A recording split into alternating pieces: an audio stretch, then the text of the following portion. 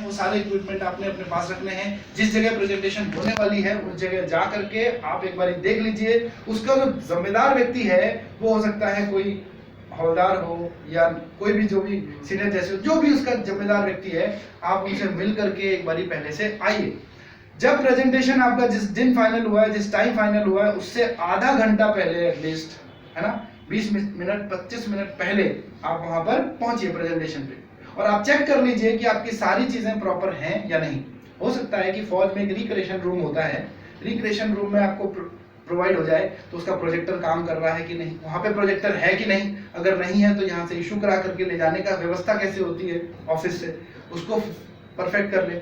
आपने पीपीटी दिखानी है कि नहीं, वैसे कायदे से तो एक पीपीटी बनी रहती है प्रेजेंटेशन के लिए, कभी देखी है आपने वो पीपीटी?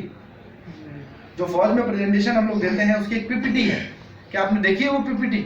नहीं देखी तो आप प्लीज उस पीपीटी को देखिए, उस पीपीटी को समझिए। उसमें पूरा शौर्य चैनल जो मैं आपको यहाँ समझा रहा हूँ वो पूरा एक कुछ स्लाइड्स 10 11 12 स्लाइड्स की वो पीपीटी है जिसमें वो सारी चीजें मेंशन है कि क्यों शौर्य चैनल का उद्घाटन हुआ, क्यों यह चैनल बनाया गया 2014 में, इसके क्या उद्देश्य हैं।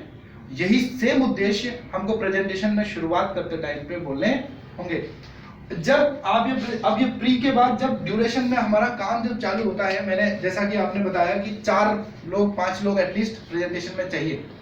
कुछ लोग सिंगल अकेले जाकर के ही प्रेजेंटेशन करने लगते हैं जो कि उतना प्रभावकारी नहीं हो पाता।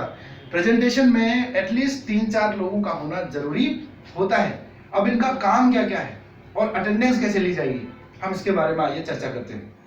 सबसे पहले एक जो सबसे सीनियर व्यक्ति है जो प्रेजेंटेशन में महारत हासिल है, जिसे जो प्रेजेंटेशन देता है, हो सकता है कि वो ब्रांच मैनेजर हो। जो प्रेजेंटेशन है अक्सर उसको ब्रांच मैनेजर ने ही देना चाहिए, लेकिन अगर ब्रांच मैनेजर के अलावा अगर बाकी सबऑर्डिनेट्स भी इसमें सक्षम हैं तो प्रेजेंटेशन दे सकते हैं। लेकिन वो प्रेजेंटेशन देने का जो सर्टिफिकेशन है, मतलब उसको प्रेजेंटेशन देने के लिए ओके करने वाला व्यक्ति वो यूनिट हेड होगा। अगर यूनिट हेड को लगता है कि नहीं ठीक है ये बंदा, तो वो बोल सकते हैं कि ठीक है तुम इस प्रेजेंटेशन को कर सकते हो। Got it. एक व्यक्ति जो प्रेजेंटेशन दे रहा है, जो स्टेज पे होगा, वो स्टेज पे रहेगा। एक व्यक्ति जो जिसने पैम्पलेट हाथ में लिए हैं वो साइड में, वो पीछे की तरफ या साइड की तरफ यहाँ इस तरफ खड़े हो सकते हैं। स्टेज में ज्यादातर लोग ना रहें। जो एक व्यक्ति होगा जो अटेंडेंस सिर्फ उसका काम होगा वही अटेंडेंस लेगा, ठीक है। अगर नफरी ज्यादा है तो अटेंडेंस का काम 2 लोगों को दे दीजिए। ध्यान से सुनिएगा, अटेंडेंस का काम 2 लोगों को दे दीजिए और एक व्यक्ति फ्री रहेगा। वो क्यों? वो इसलिए जब कभी भी, और यहाँ पे फ्रंट में स्टैंडी लगेगी, फ्रंट में स्टैंडी लगाना बहुत जरूरी है। स्टैंडी दी जाती है ना शौर्य चैनल की, उसको फ्रंट में लगाना बहुत जरूरी है। कभी कभी क्या होता है, स्टैंडी नीचे से टेढ़ी हो जाती है। स्टैंडी को आपने देखा होगा कि स्टैंडी प्रेजेंटेशन के दौरान ऐसे करके होता है ना, अक्सर ये सबके साथ सिचुएशन आई हो सकती है, टेढ़ी नहीं तो गिर जाती है। तो उसको संभालने के लिए जो प्रेजेंटेशन दे रहा है उस व्यक्ति को नहीं जाना चाहिए। वो जो फ्री व्यक्ति रखा है वो व्यक्ति उसको जाकर के सही करे। प्रेजेंटेशन देने वाला व्यक्ति वो प्रेजेंटेशन देता रहे, ठीक है। Got it. देखिए जितना प्रभावकारी आपका प्रेजेंटेशन होगा उतने अच्छे से आपकी वो यूनिट खुलेगी। आप यकीन नहीं मानेंगे, ये भी पॉसिबल है कि जब आपका प्रभाव यूनिट में ज्यादा होने लगता है तो लोग यानी कि जवान अपनी पॉलिसी कराने के लिए आपको ढूंढ रहे होते हैं। किसी को छुट्टी जाना है, वो छुट्टी जाने से पहले करा रहा होता है। किसी को कहीं ट्रांसफर जाना है, कहीं वो टीडी जा रहा है, तो वो आपको ढूंढ रहा होता है। इसका जीता जागता उदाहरण अपने वर्किंग के दौरान मैंने भी अनुभव किया है दोस्तों। ये ऐसे हवा में बात तो नहीं मैं आपको बता रहा हूँ। I am telling you the real practical examples of my life, right, which we have done, right, got it। तो अब बात आ जाती है प्रेजेंटेशन आप शुरू कैसे करेंगे। प्रेजेंटेशन की शुरुआत जब आप करते हैं, at the time of beginning, introduce yourself, introduce your company and introduce your team जो आपके साथ यहाँ पर आई है। क्योंकि आपकी टीम में, इस पूरे चैनल में, या तो रिटायर्ड एक्स सर्विसमैन है और या फौजी डिपेंडेंट है। इसके अलावा कोई है? अगर कोई सिविलियन इसके अलावा है तो वो गलत रिक्रूटमेंट हो गया इस चैनल। मैं लाइव बोल रहा हूं कैमरे पे। Are you getting the point? क्योंकि इसमें दो चीजें बड़ी इंपॉर्टेंट है। चैनल का रिक्रूटमेंट में आप लोगों को भी कभी कोई रिक्रूटमेंट करना है अपने नीचे डीएस से या आपको एफसी रखना है, तो प्लीज इस चीज को ध्यान रखिए, या तो वो एक्स-सर्विसमैन हो और या तो फौजी डिपेंडेंट हो। क्योंकि जब आप प्रेजेंटेशन, वही प्रभावकारी हैं, वही काम भी कर पाएंगे। जब आप प्रेजेंटेशन शुरू करते हैं, इंट्रोडक्शन में आप बताते हैं सर ही इज सूबेदार रमाशंकर त्रिपाठी साहब फ्रॉम एएमसी, ठीक है साहब, ही इज कृष्ण बहादुर खड़गा साहब फ्रॉम गोरखा रेजिमेंट, साहब ही इज एक्स-सर्विसमैन कौन है, कृष्णकांत ठाकुर है ना, फ्रॉम सप्लाई डिपो, सप्लाई से रिटायर्ड हुए थे साहब, he is Anjani Srivastava, he is retired from Indian air force. जब आप इंट्रोडक्शन देते हैं ना साहब, तो तब समझ में आता है साहब he is colonel VS Rathore साहब, he is retired from Fatehgarh, वहां पर है ना अपना Rajput, is retired from there. तो जब ये इंट्रोडक्शन आप देते हैं तो सबसे बैठे वाले व्यक्ति आपको एक्सेप्ट करते हैं, and sir I am son of ex-serviceman, ठीक है। अब आपने पूरा जब उनको एक्सप्लेन किया, तब ये बाइंग आती है, और बाइंग आने के बाद में वो एक्सेप्टेबिलिटी आती है, तब लोग आपको सुनना शुरू करते हैं। कुछ लोग यहाँ पे बड़ी गलती कर देते हैं, वो गलती क्या करते हैं, ये वाला पोर्शन छोड़ देते हैं और सीधे प्रेजेंटेशन की हम एसजीएफसी से हैं, शौर्य चैनल है, और सर इस पॉलिसी में इतना लगाओगे इतना मिलेगा। सर प्रॉब्लम है ये सर यही दुखों का कारण है, दिस इज द प्रॉब्लम, ठीक है। तो प्लीज ट्राई टू अंडरस्टैंड, आप सबसे पहले अपने आप को रिप्रेजेंट करिए, who you are, why you are here, ठीक है। होता है तो उसको कहते हैं स्पॉट क्लोजर, यानी कि same day during the same presentation, eight the end of the presentation when you cut policies. और मैं आपकी जानकारी के लिए बताऊं, कभी-कभी 50 लोग बैठे हैं, उनमें से 10-11 पॉलिसीज भी हो जाती हैं। 60-70 लोग बैठे हैं, उनमें से 17-18-21 पॉलिसीज भी होती हैं। We have done it, we have seen it, हमने देखा है, हमने किया है। कर्नल शर्मा सर को भी इस चीज को पूरा ही नोज अबाउट एवरीथिंग कि ये पॉसिबल है। जितने भी सीनियर्स हैं, एवरीबडी नोज कि ये पॉसिबल है, क्योंकि प्रैक्टिकली धरातल पे ये किया है, राइट। अब दोस्तों इसका कुछ टेक्निक्स हैं which I am going to tell you. इसमें एक बहुत इंपॉर्टेंट टेक्निक होती है। होता क्या है कि फौजी आदमी को इंस्ट्रक्शन मिलते हैं तब काम होता है, एवरीबडी नोज। इंस्ट्रक्शन मिले तो ही वो आपके सामने बैठे हैं प्रेजेंटेशन के लिए, उनको ऑर्डर था तो बैठे हैं, यस नो यस। तो अब आपने ना कोई ऑर्डर नहीं देना, you have to give a suggestion, और ये आप अगर बोलोगे तो वो रुकते हैं और आपकी टीम से मुलाकात करते हैं। तो at the end of the presentation what you have to tell, you have to tell साहब कि जैसा कि आप लोगों को पता है, मैंने इंट्रोड्यूस करी थी अपनी टीम, मेरी टीम में सारे रिटायर्ड फौजी हैं, जो कि आप ही सेम महकमे से रिटायर्ड हुए हैं।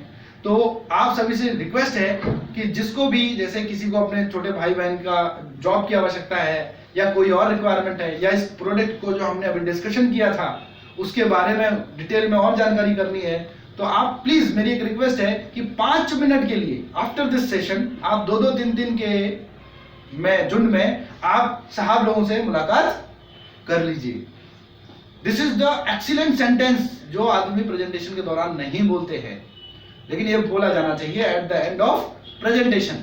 आप बताइए क्या ये प्रभाव रखेगा या नहीं रखेगा? It is very important. अब आपने एक इंस्ट्रक्शन दिया, वो इंस्ट्रक्शन को फॉलो करते हैं। अभी तक उनके पास इंस्ट्रक्शन क्या था, आपने प्रेजेंटेशन में बैठना है बस। तो जैसे ही प्रेजेंटेशन खत्म होता है तो सारे लोग उठ के, तो आपका काम है कि उनको एक इंस्ट्रक्शन देना कि साहब इसके बाद आप परमिट है, आप मिल सकते हैं लोगों से, आप प्लीज मिल लीजिए, और सर आपको ब्रोशर है वो ब्रोशर भी ले लीजिए, एटलीस्ट वो मिलेगा, उस ब्रोशर को लेने के लिए ही मिलेगा, at least he will meet. Clear है?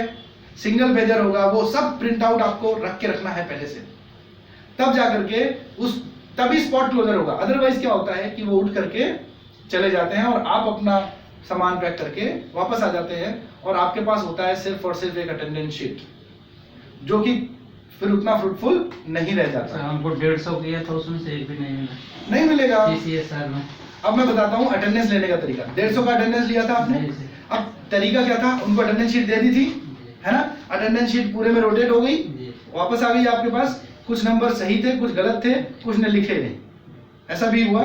तो ये पूरा का पूरा ऐसा गलती ना हो। देखिए जब प्रेजेंटेशन लेने में कितना प्रॉब्लम है कि नहीं। अब इस प्रेजेंटेशन को जब मिल गया है, इसका मैक्सिमम अगर हम आउटपुट नहीं ले पा रहे हैं तो हमारी गलती है, जिसमें एक बहुत महत्वपूर्ण हिस्सा अटेंडेंस टेकिंग भी है। How we can take attendance. आइए मैं आपको बताता हूं कि अटेंडेंस आपको किस तरीके से लेनी चाहिए। मान लेते हैं कि अटेंडेंस शीट है, ये अटेंडेंस शीट आपने अटेंडेंस लेनी है, जो भी फौजी भाई बैठे हैं उनकी अटेंडेंस लेनी है, ठीक है, ट्रूप्स की अटेंडेंस लेनी है। इस अटेंडेंस को लेने का तरीका क्या है? जो प्रेजेंटेशन दे रहे हैं वो देंगे। आपने एक व्यक्ति को जिम्मेदारी दी है अटेंडेंस लेने की, एक व्यक्ति को जिम्मेदारी दी है अटेंडेंस लेने की। वो व्यक्ति अटेंडेंस लेने की शुरुआत करेंगे पीछे से, from the last row. Attendance लेने का तरीका क्या होगा? अटेंडेंस लेने का तरीका बड़ा सिंपल है और बड़ा अच्छा है। अटेंडेंस लेने वाला आदमी एक तो फिजिकली फिट होना चाहिए, पतला होना चाहिए, उम्र में कम होना चाहिए, घुटनों में दर्द नहीं होना चाहिए। ये इसके कुछ की फीचर्स हैं, ठीक है, it is very very important. तो इतना होना चाहिए। अब जिसका जो थोड़ा सा मोटा है व्यक्ति, या उसका प्रॉब्लम है, या उम्र में बड़ा है, वो ये काम नहीं कर पाएंगे। अटेंडेंस लेने का काम बड़ा इंपॉर्टेंट है, इसलिए उनको दिया जाए। इसमें अपनी पेन रखिए। वो बंदा जो पीछे आएगा, मैं सबसे लास्ट वाली सीट में हूं, ये मान के चलिए, ठीक है। आगे से अटेंडेंस नहीं लेना है, अटेंडेंस पीछे से लेना है। लेकिन तरीका क्या होगा वो मैं आपको बताऊं।